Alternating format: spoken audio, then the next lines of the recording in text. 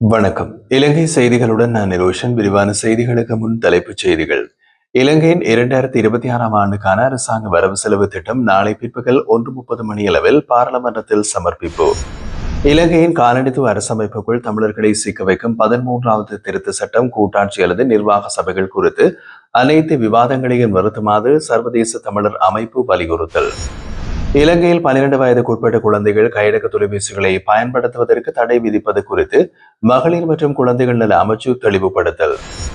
அரசாங்கத்துடன் நமக்கிடையில் எந்தவிதமான ரகசிய ஒப்பந்தமோ அல்லது இணக்கப்பாடோ இல்லை என்று பாராளுமன்ற உறுப்பினர் சமிந்த விஜயசிறி தெரிவிப்பு. தொடர்வது விரிவான செய்திகள். இலங்கையின் 2026ஆம் ஆண்டுக்கான அரசாங்க வரவு செலவு திட்டம் நாளை பிற்பகல் 1:30 மணியளவில் பாராளுமன்றத்தில் சமர்ப்பிக்கப்பட உள்ளது.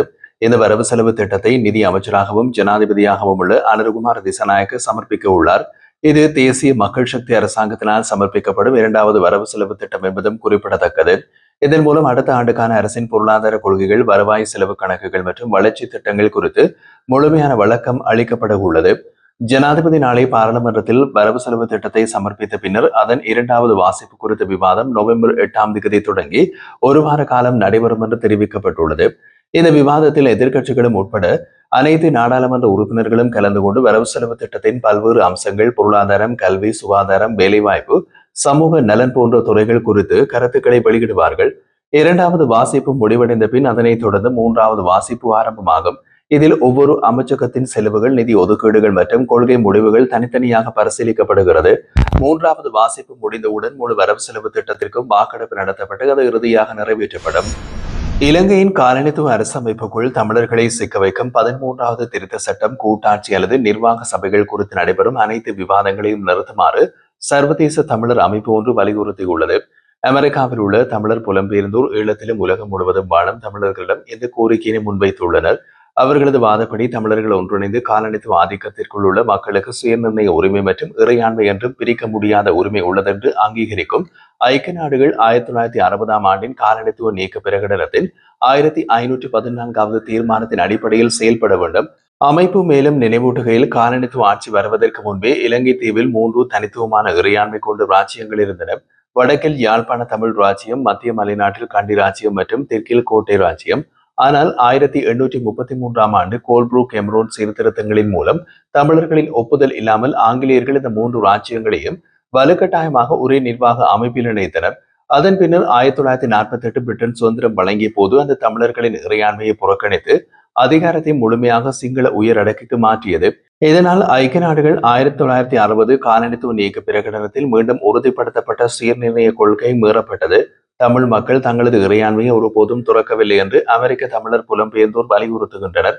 மேலும் கொழும்பு அரசியல் அமைப்புக்குள் தவறான சமரசங்களை ஏற்றுக்கொண்டு முன்னாள் தலைவர்களின் தவறுகளை மீண்டும் செய்ய வேண்டாம் என்றும் அவர்கள் எச்சரித்துள்ளனர். செல்வநாயகம், ஜிஜி பொன்னம்பலம் மற்றும் அமிர்தலிங்கம் போன்ற தலைவர்கள் கூட்டாட்சி மற்றும் நிர்வாக சபைகள் குறித்து விவாதித்ததன் மூலம் தமிழ் மக்களின் அரசியல் போராட்டத்தை திசை திருப்பி காலனித்துவ அரசியலமைப்பிற்குள் சட்டப்பூர்வமான அதிகாரத்தை அளித்தனர். இதனால் முழுமையான இறையாண்மைக்கான கோரிக்கை பலவீனம் அடைந்தது என்றும் அந்த அமைப்பு சுட்டிக்காட்டியுள்ளது.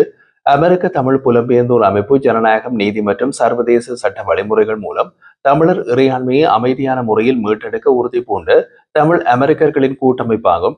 இது தமிழர் வரலாறு, மனித உரிமைகள் மற்றும் தமிழர் தாயகத்தின் முடிக்கப்படாத காலனித்துவ நீக்கம் குறித்த விழிப்புணர்வை ஊக்குவிக்கவும் செயற்படுகின்றது. தமிழர் சுதந்திரத்திற்கான பாதை 13வது சீர்திருத்தத்தில் இல்லை, கூட்டாட்சியிலும் இல்லை. மாறாக ஐக்கிய நாடுகள் காலனித்துவ நீக்க செயல்முறைகளில் உலகம் முழுவதும் உள்ள தமிழர்களின் ஒற்றுமையிலும் உள்ளது என்று அந்த அமைப்பு வலியுறுத்தியுள்ளது. இலங்கையில் 12 வயதுக்குட்பட்ட குழந்தைகள் கையடக்க தொலைபேசிகளை பயன்படுத்துவதற்கு தடை விதிப்பது குறித்து மகளிர் மற்றும் குழந்தைகள் நல அமைச்சு தனது நிலைப்பாட்டை தெளிவுபடுத்தியுள்ளது. இந்த விவகாரம் தொடர்பாக இதுவரை அரசாங்கத்திற்குள் எந்தவிதமான அதிகாரப்பூர்வ கலந்துரையாடல்களும் நடைபெறவில்லை என்று பிரதியமைச்சர் நாமல் சுதர்ஷன தெரிவித்துள்ளார். ஒரு முடிவு எடுக்கப்படும் முன் விரிவான விவாதங்கள் அவசியம் என்று அவர் கூறி, இது தற்போது ஒரு யோசனை மட்டுமே, இதை பற்றி இன்னமும் எதுவும் அதிகாரப்பூர்வமாக விவாதிக்கப்படவில்லை. இத்தகைய நடவடிக்கைகள் எடுக்க வேண்டுமெனில் நீதியமைச்சு உள்ளிட்ட பிற அமைச்சர்களுடன் ஆலோசனை நடத்த வேண்டும் என்றார். சில நாடுகள் ஏற்கனவே இதுபோன்ற கட்டுப்பாடுகளை அமல்படுத்தியுள்ளன என்றும் இலங்கையில் 12 வயதுக்குட்பட்ட பாடசாலை மாணவர்கள் கையடக்க தொலைபேசிகளை பயன்படுத்துவதை தடுக்கும் நடவடிக்கை தற்போது ஆலோசனை நிலையில் உள்ளதாகவும் அவர் குறிப்பிட்டார். இதற்கு முன்னர் மகளிர் மற்றும் குழந்தைகள் நல அமைச்சர் சரோஜா சாவித்ரி போல்ராஜ் 12 வயதுக்குட்பட்ட சிறுவர்கள் கையடக்க தொலைபேசிகளை வைத்திருப்பதையோ பயன்படுத்துவதையோ தடுக்க அரசாங்கம் பரிசீலித்து வருவதாக அறிவித்திருந்தார் என்பதும் குறிப்பிடத்தக்கது. மிகப்பெரிய சவால்களான போதைப்பொருள் மற்றும் ஊழலை ஒழிப்பதில் தற்போதைய அரசாங்கம் அர்ப்பணிப்புடன் செயல்பட்டு வருவதாக நீதி மற்றும் தேசிய ஒருமைப்பாட்டு அமைச்சர் ஹர்ஷன நாணயக்கார தெரிவித்துள்ளார். சிறைகளில் உள்ள கைதிகளில் பெரும்பாலானோர் துரதிருஷ்டவசமாக சமூக பின்னணியிலிருந்து வந்தவர்களாகும். அவர்களிலிருந்து பலர் 5 அல்லது 6ஆம் வகுப்பு முடித்தவுடன் கல்வியை விட்டு விலகியவர்கள் என்றும் குறிப்பிட்டார். அகுனகுல பெலசு சிறைச்சாலை வளாகத்தில் பயிற்சி காலத்தை முடித்த சிறைச்சாலை அதிகாரிகள் பங்கேற்ற நிகழ்வில் பிரதம அதிதியாக கலந்து கொண்டு உரையாற்றிய போது அமைச்சர் இதனை தெரிவித்திருந்தார். அவர் தொடர்ந்தும் கூறுகையில், எமது அரசாங்கம் நீதியை சிலருக்கான சலுகையாக அல்லாமல் அனைவருக்கும் உரிமையாக காணும் ஆட்சி முறைக்கு தாவி வருகின்றது. தேசிய மக்கள் சக்தி அரசாங்கம் என்பது மக்களின் அதிகாரத்தை மக்களுக்கு மீண்டும் வழங்கும் அரசாங்கம். மக்களிடமிருந்து எதையும் பறைக்கும் ஒன்றல்ல. அரச நிறுவனங்களிலிருந்தும் சட்டத்திலும் மக்களின் நம்பிக்கையை மீண்டும் உருவாக்குவது, மோசடிகளை ஒழிப்பது. மேலும் அரசாங்கத்தின் செயல்பாடுகள் உண்மைத்தன்மையுடனும் எளிமையுடனும் மக்களுக்கு பொறுப்புடனும் அமைய வேண்டும் என்பதே எமது கடமை. நீதியை நிலைநாட்டும் இந்த முறைமை தண்டனையை கொடுப்பதற்காக அல்ல, புதிய வாழ்க்கையை உருவாக்கும் வாய்ப்பாக அமைய வேண்டும். சிறைச்சாலை அமைப்பை மறுசீரமைத்தல் அரசாங்கத்தின் முதன்மை பொறுப்பாகும். சிறைச்சாலைகள் தண்டனையின் இடமாக அல்லாது வாழ்க்கையில் 2வது வாய்ப்பை வழங்கும் மாற்றத்தின் பள்ளிகளாக மாற வேண்டும். சிறைப்பட்ட கைதிகளில் பெரும்பாலானோர் சமூக சமத்துவமின்மை, வறுமை மற்றும் பாகுபாடு காரணமாக குற்ற செயல்களில் ஈடுபட்டவர்களாக உள்ளனர். அவர்கள் மீண்டும் திறமையான ஒழுக்கமுள்ள மனிதாபிமான மிக்க குடிமகன்களாக சமூகத்திற்கு திரும்ப வேண்டும். பல தசாப்தங்களாக சிறைச்சாலை என்ற சொல் சமூகத்தில் ஒரு பய உணர்வை உருவாக்கி வந்துள்ளது. அந்த எண்ணத்தை மாற்றி சிறைச்சாலைகள் புனர்வாழ்வு, ஒழுக்கம் மற்றும் தார்மீக வளர்ச்சியின் மையங்களாக மாற்ற வேண்டும். சிறைச்சாலைகள் சித்திரவதை கூடங்களாக அல்லாது வாழ்க்கையின் புதிய நம்பிக்கைகளை ஒளிரவிடும் இடங்களாக மாறுவதற்காக மத அரசாங்கம் செயல்படும் என்றார்.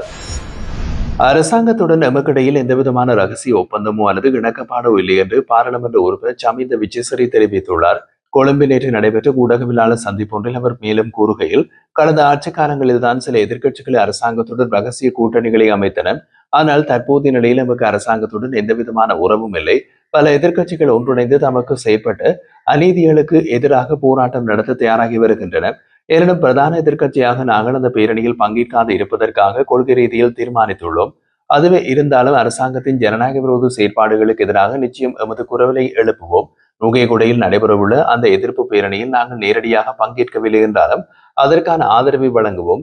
அரசாங்கத்திற்கு எதிராக நுகைகுடையில் மட்டுமல்லாது நாடளாவிய ரீதியிலும் மக்கள் போராட்டங்கள் முன்னெடுக்கப்பட வேண்டும். எந்த சூழ்நிலையிலும் கட்சி தலைமைத்துவத்தின் தீர்மானங்களுக்கு இணங்கியே நாங்கள் செயற்படுவோம். நுகைகுடையில் நடைபெறவுள்ள இந்த எதிர்ப்பு பேரணியால் அரசாங்கம் சற்றே அச்சமடைந்துள்ளது. அவர்கள் கூறிய பொய்கள் அனைத்தும் தற்போது வெளிச்சமிட்டுள்ளன. மக்கள் அவற்றை உணரத் தொடங்கியுள்ளார்கள். ஒரு வருடம் என்ற குறுகிய காலத்தில் மக்களிடமிருந்து கிடைத்த நம்பிக்கையினை அரசாங்கம் இழந்துவிட்டது. இந்த அரசாங்கத்தின் செயல்திறனற்ற தன்மையினை மக்கள் வெளிப்படுத்துவதற்கான உரிய நடவடிக்கைகளை ஐக்கிய மக்கள் சக்தி சரியான நேரத்தில் எடுக்கும். அரசாங்கத்தோடு எமக்கிடையில் ரகசிய ஒப்பந்தமோ இணக்கப்பாடோ இல்லை. யாரேனும் எதிர்க்கட்சிகள் அரசாங்கத்துடன் ரகசியமாக கூட்டணி அமைத்திருந்தால் அவர்கள் அதற்கான விளைவுகளை சந்திக்க வேண்டியிருக்கும். ஐக்கிய மக்கள் சக்திக்கு யாரேனும் அத்தகைய செயலில் ஈடுபட்டால் மக்கள் அவர்களுக்குரிய பதிலை வழங்குவார்கள். ஆனால் அப்படியானவர்கள் எவரும் எமக்குள் இல்லை என்று நம்புகின்றேன் என்று அவர் குறிப்பிட்டார்.